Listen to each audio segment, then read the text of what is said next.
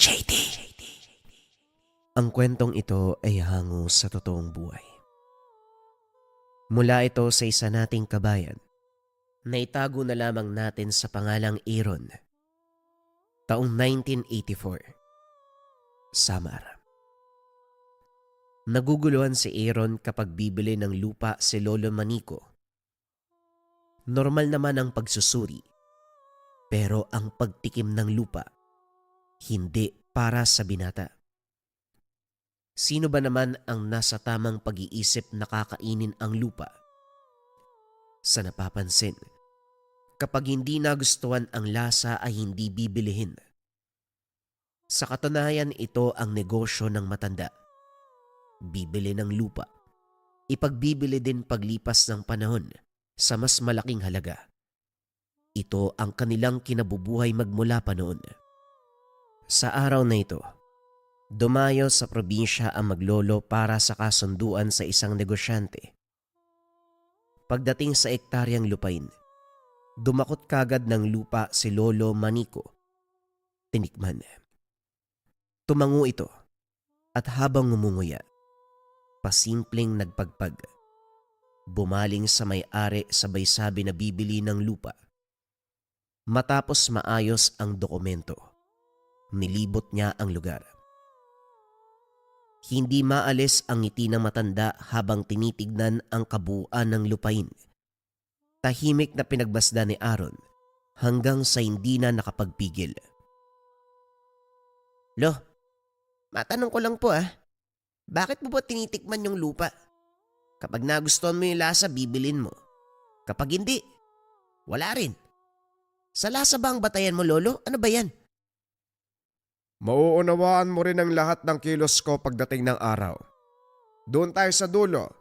Gusto ko masuri ang bawat sulok ng lupang ito. Tugon ni Lolo Manico kay Aaron. Nagpatuloy sa paglilibot ang maglolo habang pinupuri ni Lolo Manico ang lugar. Hindi maiwasang mandiri ni Aaron.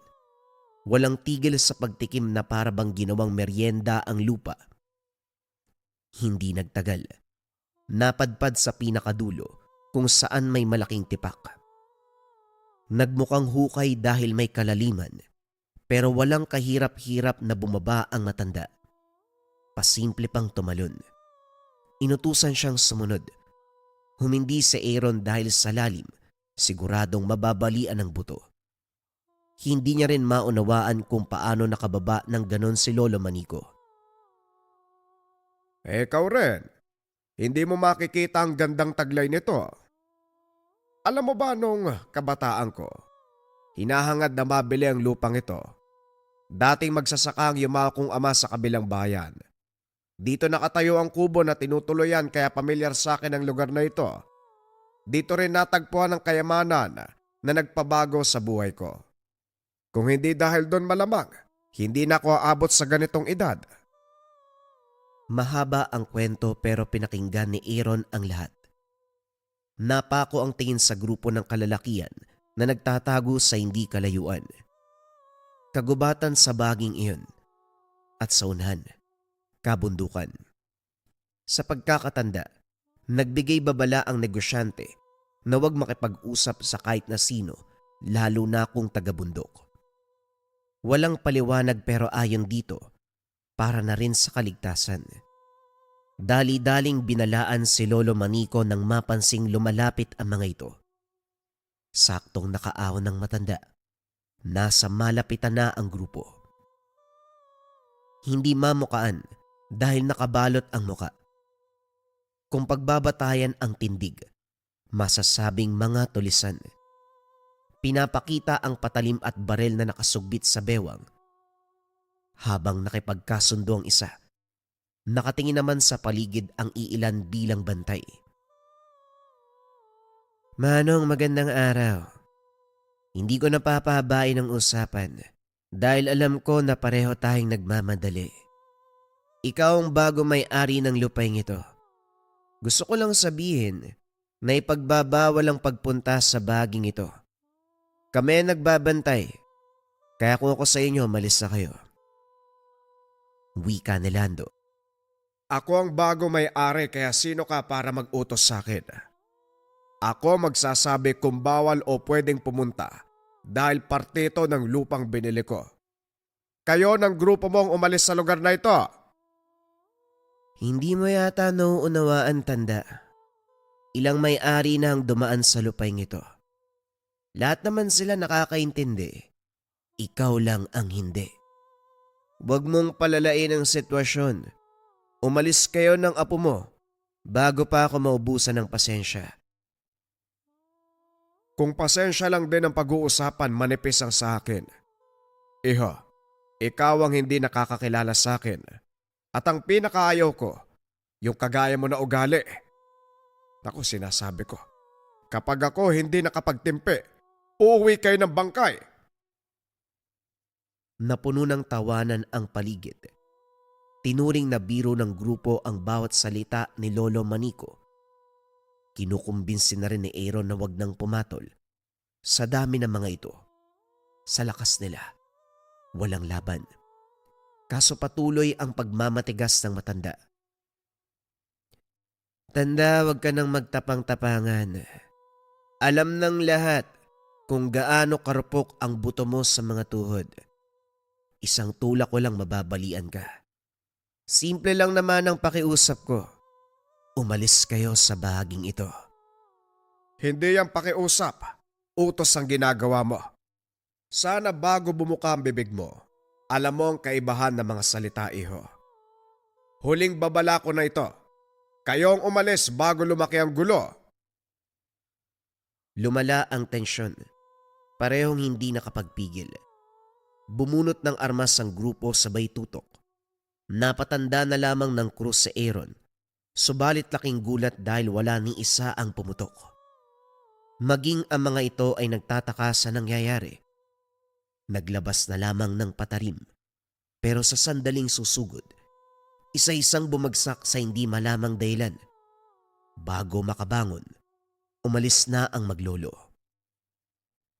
Lo, ano pong nangyari sa kanila? Bakit ganun? Hindi pumutok yung baril tapos nung susuguri na sana tayo, bigla na lang silang tumumba. Anong kababalagan yun? Ang sabihin mo, pinoprotektahan tayo ng Diyos laban sa masama. Dapat nga mas malala ang sinapit ng mga yun eh. Ang kagaya nila, hindi dapat nabubuhay sa mundo, perwisyo sila. Sa kabila ng sagot, hindi kumbensido si Aaron. Habang nasa ganong sitwasyon ng grupo, napansin ng binata na bumubuka ang bibig ng matanda na para bang may sinasabi. Hindi nga lang marinig, walang boses na lumalabas. Sa katunayan, hindi ito ang unang beses. May pagkakataon na uhuli itong sumasambit na mga salita na hindi naman maintindihan. Nagre-resulta ng kababalagan sa paligid. Ginagamit ang kakayahan sa hayop at sa tao, lalo na kapag may masamang balak. Sa pamamaraang ding ito nagawang makaligtas sa mga taong humahabol sa kanila noon. Swerteng nalusutan ng lahat ang pagsubok sa taong iyon. Sa oras ng hapunan, natanaw ni Aaron ang grupo. Umaaligid, panay ang tingin sa tahanan. Inakalang hindi magtatagal pero nanatili sa mga sumunod na oras. Tinawag si Lolo Manico para magbigay alam.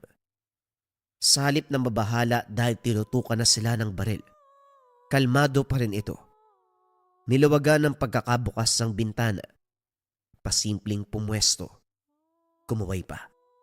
Sinita pero ayaw makinig. Kung ipapakita mong natatakot ka, lalaki ang ulo ng mga yan. Lalo lang tayong pagdidiskitahan. Lolo naman ginagawa niyong biro eh. May baril ang mga yan. Isang bala lang. Ikakamatay na. Hindi natapos ni Aaron ang sasabihin ng magpaputok ang mga ito. Basag ang tinamaang salamin. Ginapang ng takot ang binata. Pero panay tawa ang matanda. Hinahamon ng grupo na ubusin ang kargang bala. Sunod-sunod ang putukan. Kung saan-saan tumatama. Ipinagpasalamat na lamang ng binata na wala ni isa sa kanila ang tinamaan. Nang wala nang maiputok, lumapit ang grupo para makipagsagutan. Ang lakas talaga ng kapit mo sa swerte, ano? Tignan mo, naubos ang bala namin pero hindi ka man lang tinamaan. Hindi ko tuloy alam kung may sira ba yung armas namin. O sadyang, nagagawa mong utusan ng hangin para kusang luminis ang bala. May karunungan ka ba, tanda? Karunungan? Anong karunungan? Huwag ka na magpatawa. Nagmamaang-maangan ka pa. Ang ginawa mo kanina at ngayon, hindi nalalayong mula sa mataas sa kaalaman. Ano ba talaga ang sadya mo sa lugar na ito? Parang ako ang dapat magtanong niya na. Ano ang sadya niyo sa lugar para magbanta ng ganito sa bagong nakabili? Pati yung dating may-ari, takot na takot sa inyo. Kung tutusin, pipitsuging mga walang magawa sa buhay yan eh. Puro paninindak ang alam. Malakas lang ang bibig nyo pero wala kayong gawa. Ni hindi nyo nga ako mapatamaan ng bala. Umahaba ang usapan, tanda. Hindi mo sinagot ang tanong ko. Meron ka bang karunungan? Malalim na ang gabi. Magpahinga na tayo. Maawa ka sa matanda. Kailangan ng sapat na pahinga. Magandang gabi sa inyong lahat. Inasar ni Lolo Manico ang binata. Tinalikuran ng grupo na hindi sinagot ang katanungan. Si Aaron na nakaiga sa kabilang papag, hindi maalis ang tingin sa matanda. Maimbing ang tulog, samantalang siya hindi maalis sa isipan ang tanong ng grupo. Bumabagabag hanggang sa sumapit ang umaga. Natagpuan ang matanda sa bahaging may tipak na lupa. Nasa baba ito. Kagad tinawag ang matanda nang mapansin. Naglakas loob si Aaron dahil may hagdan. Napapadali ang pagbaba. Naguguluhan dahil manghang-manga si Lolo Manico, gayong puro lupa lamang ang nakikita sa loob. Hindi siya nakatagal sa lugar dahil matapang ang amoy. Umahon ang binata at kagad nagsumbong nang makita ang grupo. Nagmamarcha papalapit sa lugar. Walang pagdadalawang isip na sinuntok si Aaron sabay dakip. Hindi nakaakyat si Lolo Manico dahil kinuha ang hagdan. Ay tanda, binalaan na kita. Ilang ulit pa pero ang tigas mo eh. Hindi ko na alam kung paano magpapaliwanag sa'yo. Mukhang hindi na ito madadaan sa usapan. Sinaktan niyo ang apo ko. Wala tayong sisihan. Nagulat ang lahat. Walang kahirap-hirap na umakyat si Lolo Manico. Pag-ahon nito, isa-isang tinumba ang grupo hanggang isa na lamang ang natira. Mababakas sa muka ang takot. Bumunot ng baril sabay tutok. Mabilis na bawi ng matanda. Inihagis niya sa malayo. Lando ang pangalan mo, tama. Huling babala ko na ito, iho. Sa susunod na paglapit sa amin, hindi ako magdadalawang isip na patayin ka. Napailing si Aaron habang hinayaang makalis ang grupo. Hinatid lang ito ng tanaw ni Lolo Manico. May laban naman pala, Lolo eh. Dapat pinatay niyo na yung mga yun sa ugali nun. Siguradong babalik sila. Nasa dugo ng mga yun ang kasamaan, walang duda. Mabuti nga kung babalik eh. May tanong ako na gustong makuhaan ng sagot. Wala akong tiwala sa salita kaya huhulihin ko sila sa akto. Iilan lang ang nakakalam kung anong meron sa lugar na ito. Sigurado ko may nag-utos sa kanila. Kung sino man yon, aalamin ko. Seryoso ang muka ni Lolo Manico, kaya hindi na nag-usisa pa si Aaron. Tahimik na sumunod pabalik ng tahanan. Naabutan ang bisita. Isang matanda, nakaedad din ito. Sa pag-uusap naging kuryoso ang binata. Maraming sinasabi pero napako ang kaisipan sa binanggit na mutya. Hindi lingid sa kaalaman ng tungkol dito. Sa katunayan, bata pa nang marinig ang gamit. Minsan na ring nasaksiyan kung paano gamitin at kung para saan. Isa sa sinasabing antingero ang ama na hindi kailanman nasilayan. Lalong tinalasan ang pandinig nang talakayin ang tungkol kay Arnold, ang ama ng binata. Nabalitaan ko nangyari kay Arnold. Tama ka ng inala. Boy pa siya pero naninirahan sa isang tribo dahil walang maalala. Hindi basta-basta yung huli niyang nakalaban si Casimon, kaya yun ang sinapit ng anak mo. May problema tayo. Inutusan ko ang ilan sa tauhan na dalhin si Arnold pabalik dito kaso may umarang. Ang mismong tribo na tinutuluyan ng kumalaban walang natira sa tao ko. Buhay si Arnold. Nasaan ang tribong yan? Huwag ka mag-alala. Hihingi ako ng tulong kay Bernardo. Marami siyang nasasakupang manunugis. Makikiusap tayo. Sa wakas natagpuan ang aking anak. Ilang dekada na siyang nawawala. Tungkol pala kay Bernardo, masamang balita. Kamakailan ko lang nalaman. Ilang buwan na siyang patay. Ayon sa mga estudyante niya, questionable ang biglaan nitong pagkamatay. Hindi nga sila naniniwala na dulot ng katandaan o anumang ordinaryong sakit. Ngayon patuloy pang iniimbestigahan kaya duda ako kung matutulungan nila tayo. Walang problema, ako na lang. Sabihin mo sa akin kung nasaan ang tribo. Babawin ko si Arnold. Nako, hindi pwede yan. Marami sila, nag-iisa ka lang. At saka matanda ka naman, Nico. Huwag ka mag-alala. Baka dadayo ko doon. Mag-iimbestiga sa ginawa sa mga tauhan ko. Gagawa ko ng paraan para maisama pabalik si Arnold. Sa narinig, hindi makapaniwala si Aaron sa kwento ni Lolo Manico tungkol sa kanyang ama. Nasawi sa kalagitnaan ng pagtatrabaho. Tinanggap ang kaganapan kaya hindi na nag-usisa. Pagkatapos ng pag-uusap ni Lolo Manico at Mang Sebastian, sinamantala ang pagkakataon para magtanong. Hindi pinagkait ni Lolo Manico ang katotohanan. Tulalang nakikinig si Aaron sa bawat salaysay. Sa katunayan, isang antingero ang ama. Dumadayo sa iba't ibang lugar para manugis ng aswang at iba pang elemento. Napadpad sa isang lugar na lupain ng Luzon. Pagkatapos nun ay wala ng balita. Ilang buwan nang nakalipas, nakabalik ang kasamang manunugis. Pero ayon dito, nasawi sa engkwentro. Hindi rin nagtagal ang kasama. Binawian ng buhay makalipas ang ilang araw. Kahit si Lolo Manico, naniwala na matagal nang namayapa ang anak.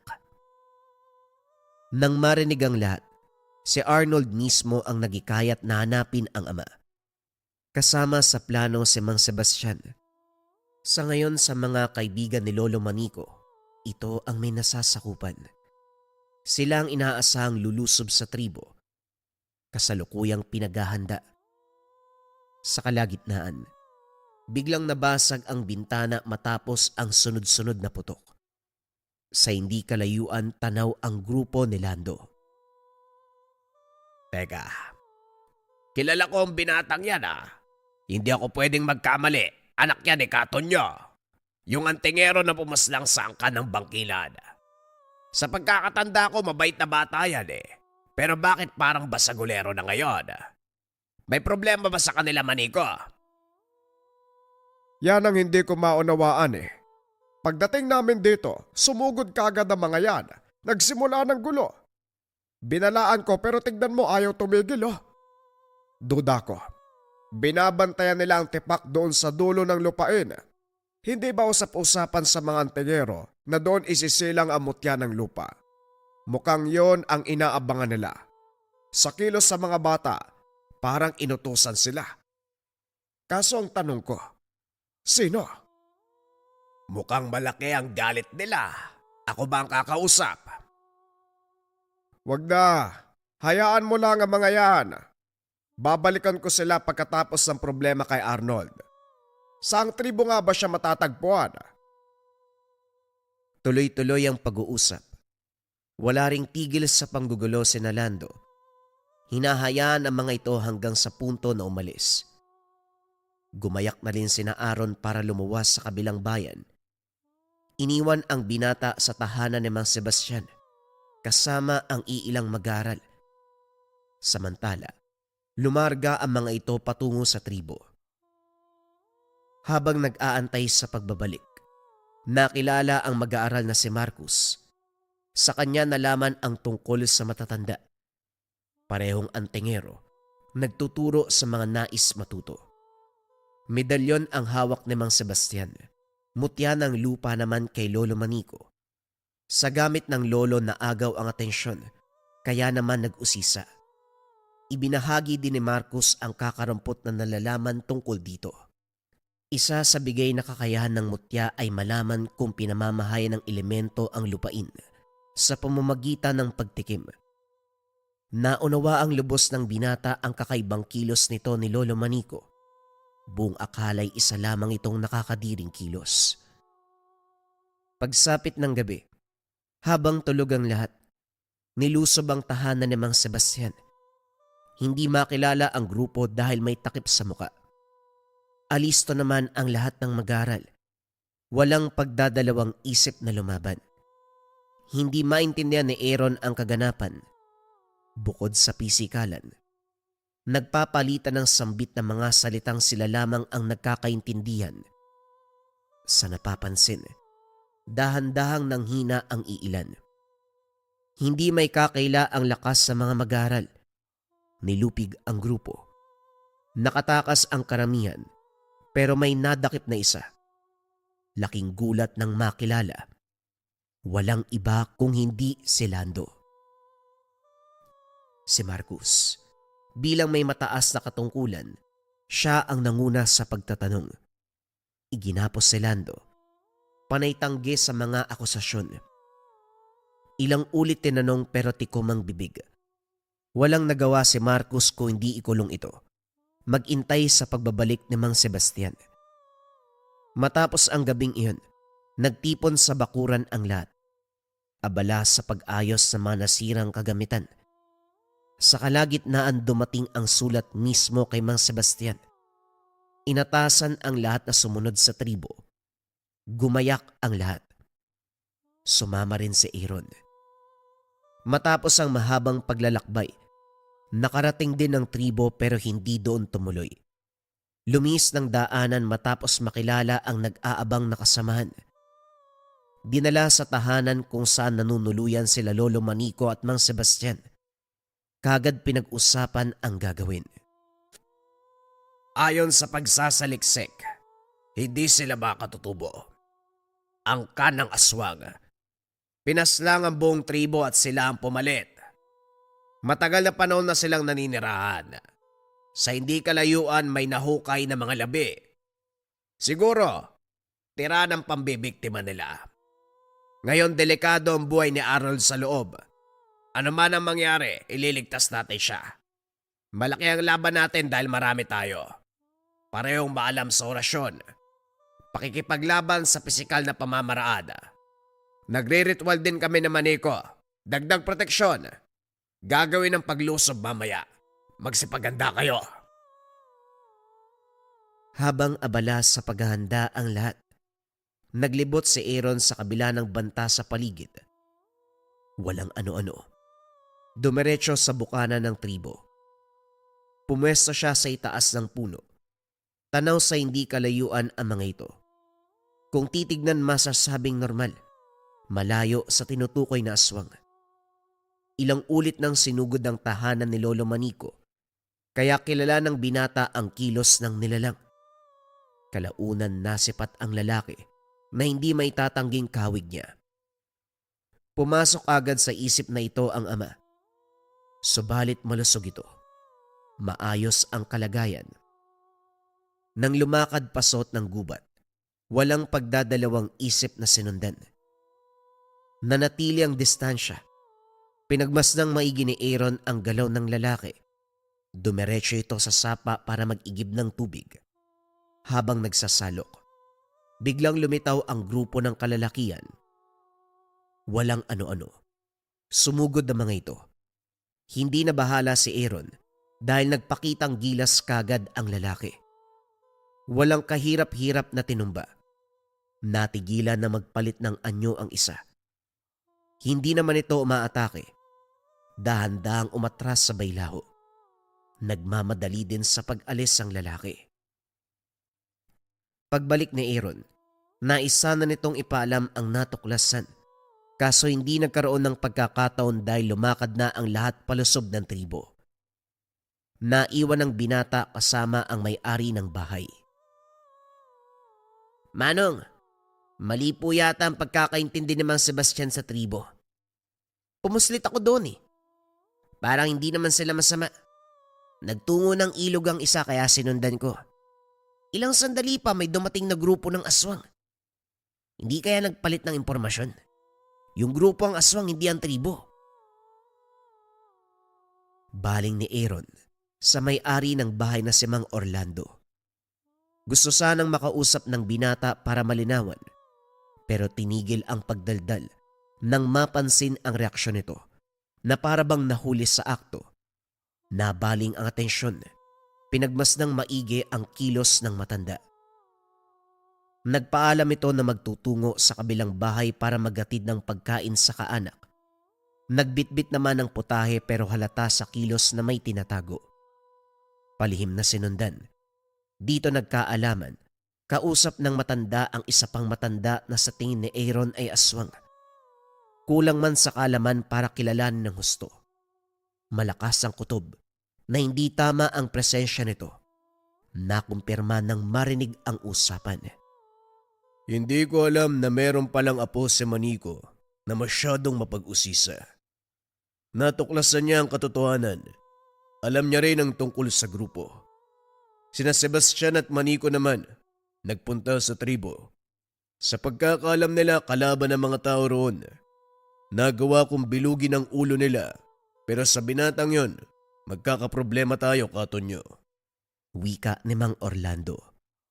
Naiwan sa bahay ang binata, tama. Para walang problema, ligpitin mo kagad. Ayusin mo lang, Orlando, kung ayaw mong tayo magkaproblema. Wika ni Katonyo. Mahahalata sa tono at galaw ang pagbabanta. Nagmamadali sa pagbalik ng tahanan si Aaron. Imbis na matakot, hinarap niya ang matanda.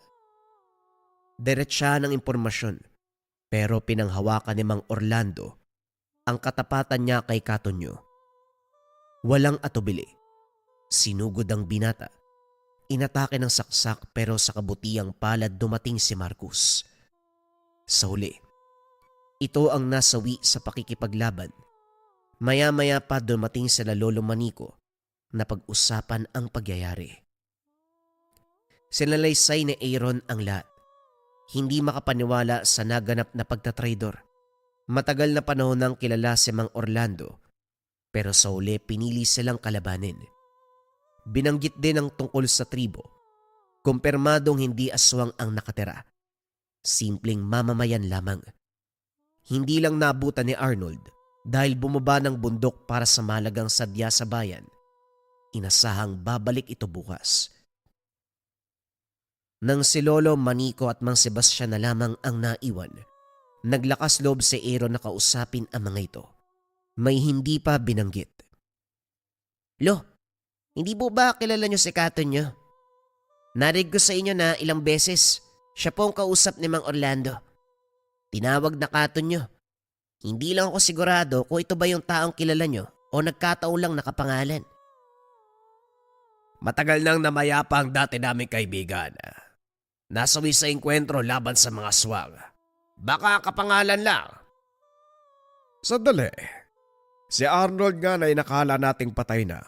Nabalita ang buhay. Paano kung ganun din ang nangyari kay Katonyo? Paano kung buhay siya? Pero hindi naman ganun ang pagkakakilala natin sa kanya. Isa siyang manunugis. Antingero. Hindi siya aswang. Manico, sa kabilang banda posibleng maging masama ang dating mabuti. Marami na akong nabalitaan na dating kanan, tapos sa huli naging kampo ng kaliwa. Naging aswang, mambabarang, mangkukulam, At kung ano-ano pa. Paano kung hindi talaga siya namatay? Pinalabas lang dahil nagbago ng katauhan. Sa dami ng posibilidad, hindi nalalayong mangyari yan. Nahulog sa malalim na pag-iisip ang lahat. Hindi nagaw ang isang tabi dahil may kinalaman sa kinahaharap ang problema. Kinabukasan maaga sa tribo. Sa kabutiang palad nakita rin ang ama. Ang problema, hindi sila nakilala na parabang burado sa alaala. Ang tinutuluyan nito ang nagkwento. Natagpuang nakahandusay sa gubat. Dinala sa tribo para gamutin. Nakaligtas sa bingit ng kamatayan pero nawalan ng memorya. Walang nakakaalam kung saan nakatira kaya kinupkup na lamang muna. Kahit sariling pangalan, hindi matandaan. Sila rin ang nagbigay ng pangalan dito. Si Manolo. Binigyan ng oras si Arnold na makapag-isip subalit kinakailangan ng bumalik. Umiwas si Lolo Manico sa mga kalaban. Habang wala pang naririnig mula sa kanila, dahan-dahan ang umalis. Kaso nga lang, nakaabang na ang mga ito. Tinambangan sa kalagitnaan ng daan. Napalibutan. May mga armas kaya kumalma muna ang lahat. Maliban sa orasyon, wala nang ibang proteksyon ang kasamang mag-aral. Hindi kayang saluin ng dasal ang bala. Mahinahong nakipagkasundo si Mang Sebastian. Nakiusap silang matatanda na lamang ang dakpin. Pakawalan ang mas nakakabata. Pero hindi madaan sa anumang usapan.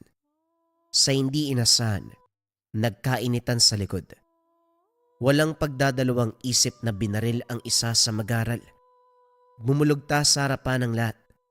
Dito napukaw ang atensyon ni Lolo Manico. Sumenyas kay Mang Sebastian na lumaban din sila. Sa sandaling magbibigay hudyat na sana, lumitaw ang matanda. Si Katonyo. Makaraan ng maraming taon nagkita rin tayo, Manico. Sebastian, hindi ko inasahan na sa ganitong pagkakataon pa. Anak mo pala ang lalaking yan.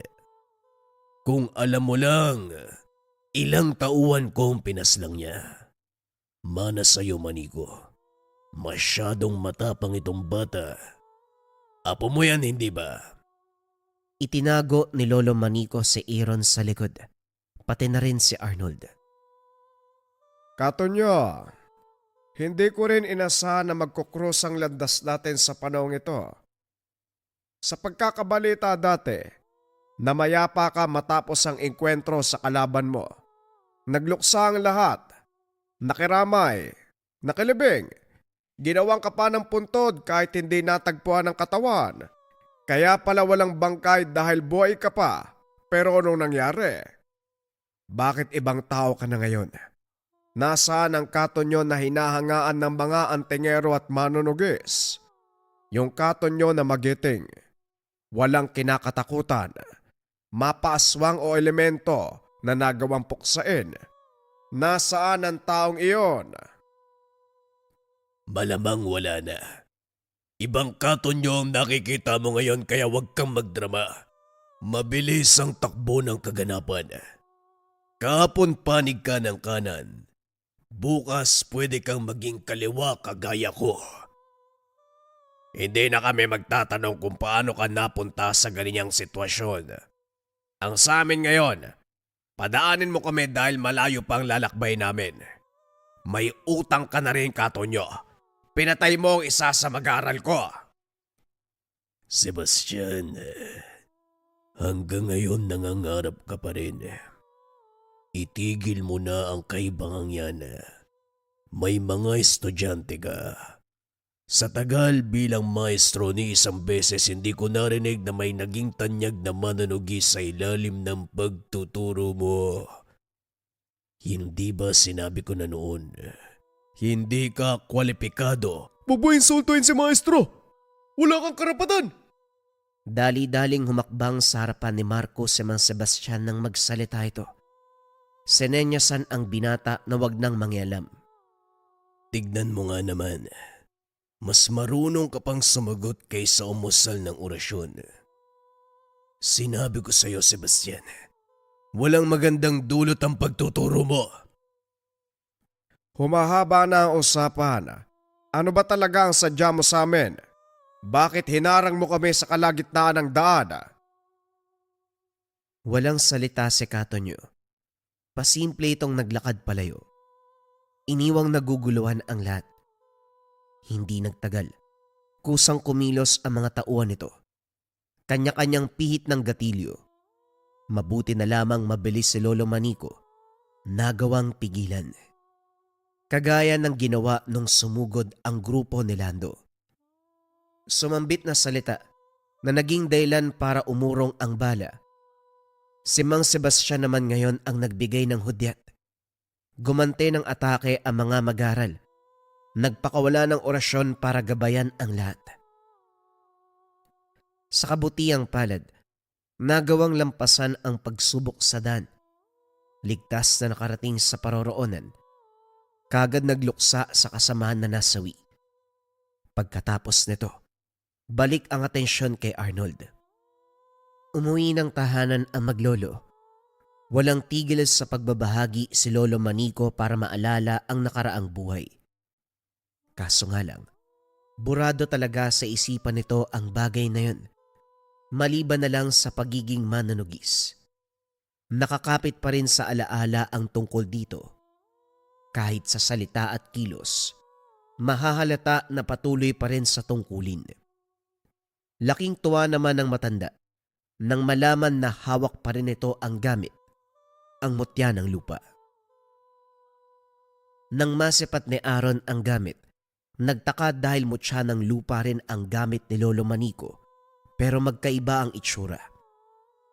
Sa matanda, parang hinulma ng pabilog gamit ang buhangin. Samantalang sa ama, may halin tulad sa tigang na lupa.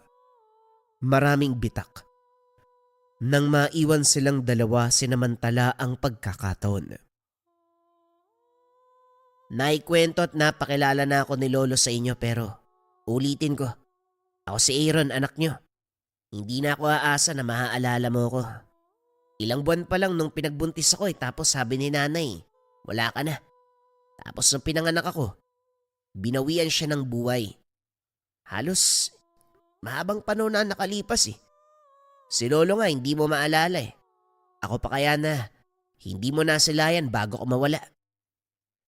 Hindi ko matandaan pero ilang ulit ako na naginip na may kinakargang bata. Kamukha mo. Ikaw nga siguro yun. Pasensya na ako hindi kita matandaan ha. Huwag ka mag-alala. Susubukan ko. Tumango si Aaron. Ngumiti na lamang dahil hindi alam ang isasagot. Hindi pa rin makapaniwala na nakasamang muli ang ama na ang buong akala'y matagal nang namayapa. Makikita naman kay Arnold na sinusubukang maalala ang lahat.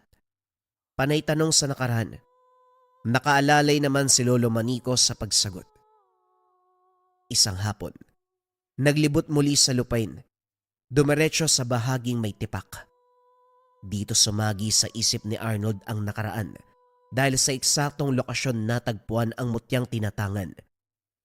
Nang ilabas ang gamit, mararamdaman ang pagkakaisa ng enerhiya sa paligid. Dito ko natagpuan yung mutya na to eh. Hindi ako makapaniwala. Nakabalik ako sa lugar na to. Kaya pinaghirapan kong pag-ipunan para mabili. Malaki ang biyayang pinagkalob ng lupang ito sa atin. Diyan sa gamit na binigay sa'yo. Ilang ektarya to kaya malaking halaga ang kinakailangan. Natagalan sa pagbili. Ibig sabihin, Lolo, hindi mo na ipagbibili yung lugar na to. Akala ko kasi, parte pa rin ng negosyo mo, Lolo. Hindi ang lupang ito, Aaron. Hindi natin gagalawin dahil malaki ang naitulong nito sa atin. Ay nako, hindi talaga nadala ang mga batang to. Dumako ang tingin ng lahat sa unan. Nagmarcha palapit ang grupo ni Lando. Nagtataka si Aaron dahil sa pagkakatanda, hinuli ito ni Marcus. Sa pagkakaalala ko, 2 pa lang kayo. Ngayon 3 na. May darating pa ba, tanda? Sandali, kilala kita. Ikaw yung lalaking umatake sa tribo. Hindi magnanakaw ng gamit, pati na rin buhay. Ilang inosente yung pinaslang nyo ng araw na yon. Kayo na mga kasabwat mong tulisan at aswang. Sinugod ni Arnold ang binata. Nagkarambola ang lahat. Sa kabila ng dami ng grupo ni Lando, nagawa pa ring itumba. Sa puntong ito, walang armas kaya mano-mano ang laban. Walang binatbat sa lakas ni Arnold. Sa pagkakataong ito, dumako ang tingin sa unahan. Nakatayo roon si Katonyo. Malaki ang ngiti. May mga titig na nagbabanta. Naging malinaw ang punto nang walang tigil na panggugulo ng grupo. Ayon kay Lolo Manico, sa kabila ng pagiging antingero at manunugis ni Katonyo, meron pang tinatanga na gamit. Naghahangad pa ito ng karagdagan. Kasama sa paglalakbay ang paghahanap ng mutya at iba pang gamit na kayang kumalaban sa anumang kababalaghan. Minsan pa'y handang pumaslang ng kapwa antingero, lalo na kapag natipuan ang hawak na gamit. Ilan lamang ang nakakaalam sa ugaling ito ng matanda. Patuloy sa panggugulo ang grupo, pero iilan na lang ang lumulusob. Nagpadala na rin ng tauhan si Mang Sebastian para dagdag sa pagbabantay. Nang hindi makapagpigil si Lolo Manico, harap-harapang kinausap si Katonyo. Kaso lalong lumala ang sitwasyon. Nais itong maangkin ang hawak na mutya ng mag-ama. Ang dalawang mutya ng lupa. Nang masipat ang leeg nito, maraming nakasabit na palawit na kwintas. Hindi ko maintindihan ano. Mula sa pagiging antingero naging aswang ka. Tapos nagagawa mong humawak ng mutya. Ilang tao na ba ang napaslang mo para kumuha ng mga gamit? Sa dami ang hirap bilangin. Hindi ka ba nangangawit sa leeg mo? Bigat yan oh. O nga pala, hindi mabigat. Wala namang bisa yan. Kung wala ka sa tungkulin, tatalikod ang gamit kapag naramdaman nito na wala sa kanyang katapatan na nagtatangan. Tama ba, Katonyo? Tumigas ang muka ng matanda. Nanlilisik ang mga mata. Handa ng sumugod. Ang problema nga lang tirik pa rin ang araw. Huminga ng malalim. Mahinahong tumugon. Inaasar mo lang ako, Manico. Bilang nakakatanda, uunawain kita. Dumaan din ako sa edad mo. Panahong may ganang magmatigas. Mas mabuti pang ibigay mo sa akin ang mutya ng lupa para hindi na kayo masaktan. Bakit mo nga kukunin? Hindi mo naman mapapakinabangan. Ngumiti si Katonyo. Nagtitimpi. Hindi nagtagal ay nagpaalam. Ngayon ko lang siya mukha ang nakaharap. Ilang ulit ko siyang natanaw doon sa tribo. Dumidistansya, kaya walang oras na makausap. Masyado siyang masama. Kapag may nagmamatigas, pinapas lang. Malaki din ang atraso niyan. Nasasakupan niya ang umatake sa akin, kaya hindi ako nakabalik eh. Nagulat ang lahat. Naaalala ni Arnold ang mga kaganapan. Gabi-gabing napapansin ni Aaron na may nagpaparamdam. Biglang may dumapo sa bubong. Mag-iingay. Kakalmutin ng yero na halos gusto nang tanggalin. Alisto sina Lolo Manico at Arnold, pero hindi maabutan ang nilalang. Mabilis itong nakalipad. Ilang gabi nang walang tulog sa pagbabantay. Lumipas sa mga araw, ganun pa rin ang nangyayari. Pero sa pagkakataong ito, isa-isang nawawala ang mga tauang pinadala ni Mang Sebastian. Walang naiwang bakas. Naglalaho na lamang bigla. Hindi masabi na umuwi dahil likas sa mga ito ang magpaalam. Nang suriin ang kabundukan, isa-isang natagpuan. Ang malala ay ginapos sa puno. Kalunos-lunos ang kalagayan. Dinala ang lahat pabalik sa balwarte ni Mang Sebastian para magamot.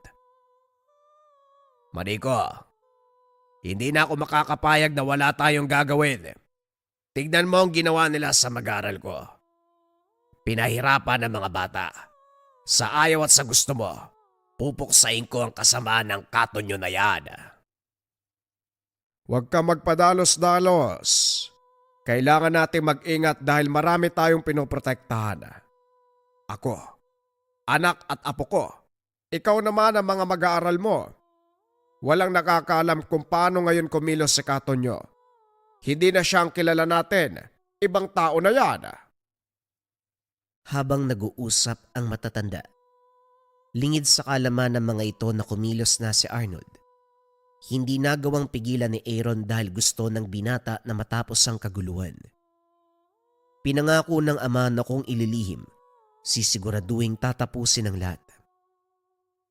Sa kabilang banda, tanaw ni Arnold ang barong-barong sa masukal na bahagi ng gubat.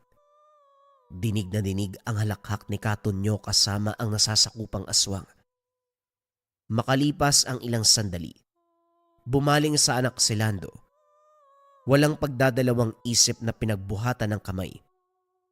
Nagkasagutan pero nanaig ang kasamaan ng matanda. Sa harapan ng lahat pinaslang ang binata. Kinain nito ang laman at dugo. Tinakot ang nasasakupan, nasasapitin ng sino man ang nangyari sa oras nakakalaban. Bago matapos ang drama nito, sumingit si Arnold. Mawalang galang na po. Hindi ako naligaw o kung ano man. Gusto lang talaga kita makausap. Ikaw yung tanda. Pasimpleng tinuro ng bitbit na itak si Katonyo. Mabuti naman at nandito ka. Ibaba mong itak. Hindi natin kailangan yan. Maupo ka. Uminom at kumain. Nariyan ang lahat sa lamesa. Sigurado naman nandito ka para makipag-usap ng tama. Nakapag-isip ka na ba? Oo, nakapag-isip na ako na mas maigi. Kung tatapusin ko kayong lahat, wala nang gagambala sa pamilya ko. Isa ang ligpitan dahil malaki ang atraso mo sa akin. Mga tauhan mong sumugod. Kamuntikan pa ako mamatay. Mabuti na lang nalampasan ko. Dahil sa pangyayaring yun, hindi ako nakauwi. Nakalimutan ko ang pamilya ko. Lahat ng yon pagbabayaran mo ngayon. Humagalpak ng tawa ang matanda. Ginawang biro ang salita ni Arnold. Sa kilos nito, kampanteng-kampante dahil nag-iisa lang ang binata at marami sila. Isa pa, kamuntikang masawi sa nakaraang inkwentro si Arnold sa mga kamay ng tauhan nito, kaya dumagdag sa kumpiyansa na mananalo. Sinubukan muli si Katonyo. Kinumbinse na ibigay na lamang ang mutya para wala ng gulo. Ngunit buo ang desisyon ni Arnold. Tatapusin ang grupo. Nang sumugod ang mga ito alisto sa pagkilos, sinasabayan ang galaw, isa-isang tinutumba. Bawat latay ng patalim may aswang na napupuksa. Hindi naglaon si Katonyo na lamang ang natira. Makikita sa mukha ng matanda ang takot. Dahan-dahan pa itong umatras. Sinubukang magbitiw ng orasyon, pero dahil binalot ng kasamaan ng pagkatao, wala nang bisa ang natutunan mula sa kanan. Para na lamang siyang nagbubuga ng hangin sa tuwing magsasalita. Nang mapagtanto kung gaano kadelikado ang sitwasyon, nagpa siya na ilantad ang tunay na anyo. Nagpalit bilang aswang. Walang pagdadalawang isip na sumugod. Kalmot ng kalmot. Sumusubok na lumapit kay Arnold, pero dahil sa bisa ng tangan ay hindi magawa. Kahit ang kalmot hindi nakakaabot. Gusto pang yang gawin sa pamamagitan ng laway, pero lahat ng ito ay palpak. Nang makabuelo walang pinatawad.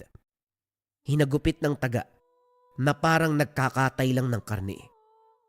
Pinong-pino ang pagkakatadtad.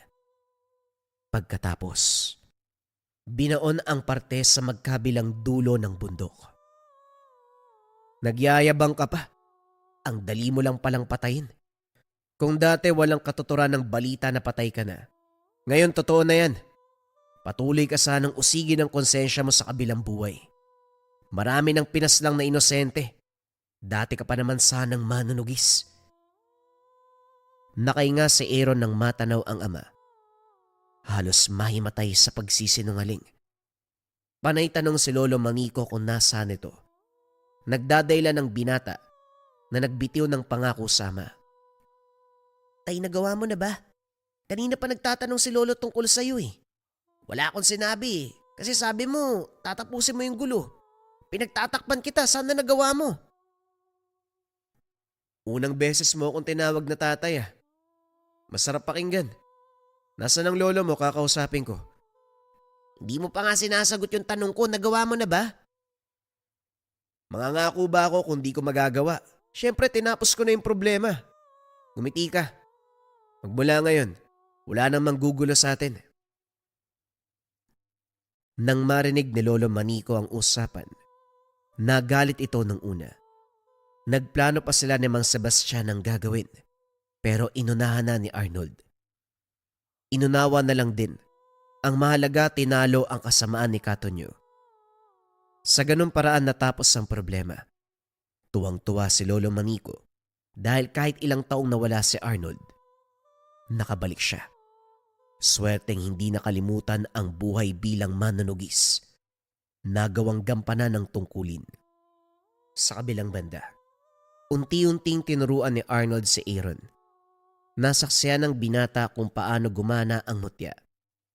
Nagkukulay pula ang bitak. Umiilaw kapag naglalabas ng bisa. Sinasama ito sa aktwal na panunugis. Namamangha sa kabila ng kababalagang nangyayari. Dasal, orasyon, ritual. Pinakita lahat kung paano gawin at para saan. Matyagang minulat, kaso malayo ang interes ng binata sa ganitong bagay. Magalang na tumanggi si Aaron. Inunahan na ang ama. Matapos maramdaman na gusto siyang ipasok sa tungkulin, sinubukan naman ng binata. Pero kahit anong gawin, malayo sa isipan niya ito. Hindi rin nais na magpanggap dahil alam ni Aaron na walang magandang dulot ang pagsisinungaling. Tinanggap naman ng ama ang rason niya. Hindi na siya pinilit pa. Humantong sa punto, isa-isa nang namaalam ang mga mahal sa buhay. Nauna si Lolo Manico buhat ng katandaan. Sumunod naman si Arnold. Makaraan ang ilang taon. Naiwan siya sa lupaing binili. Nakasanayang tumambay sa may tipak. Pinagawa para maging kaaya-aya ang pagpapahinga. Sa mga panong ito, hawak pa rin ng binata ang mutya ng lupa na dating pagmamay-ari ng lolo at ama. Hindi man tuluyang tinanggap ang lakas ng tangan. Pero alam niya sa kanyang sarili, ito ang nagbibigay ng proteksyon sa kanya. Ito ang nagbibigay ng walang hanggang swerte. Anumang oras na nais niyang gamitin, siguradong ililigtas siya ng kapangyarihan ng tangan. Siguradong muling magiging aktibo ang isang malakas na tangan na ginamit ng kanyang lolo at ama, na mas kilala sa katawagan na mutya ng lupa. Naospitalang mangkukulam matapos isuot ang marahuyo bracelet. Last week mga kabayan, merong patotoo sa live stream natin. Grabe yung kilabot ko pati na rin yung mga nanonood ng live stream nang malaman namin yung patotoo sa marahuyo. Pagkasuot, kinabukasan umepekto kaagad ang marahuyo. Nagrebuelta o sumbalik, balik sumpa. Halos nagdeliryo na yung mangkukulam sa ospital sa tulong ng marahuyo bracelet. Pero bakit ba nangyari yun? Ang marahuyo bracelet ay depensa espiritual, kontra kulam, barang, tigalpo, palipad hangin, usog o namang masamang uri ng sumpa. Pero kabayan, bakit na ospital? Dahil ang marahuyo ay may kasamang rebuelta, balik sumpa. Kung ano man ang sumpa na binigay sa inyo, ibinabalik sa taong nagbigay. Kung interesado ka sa Marahuyo kabayan, pakisearch lang ang shop ng Lika Merchandise Marahuyo. Mag-ingat sa mga scammers.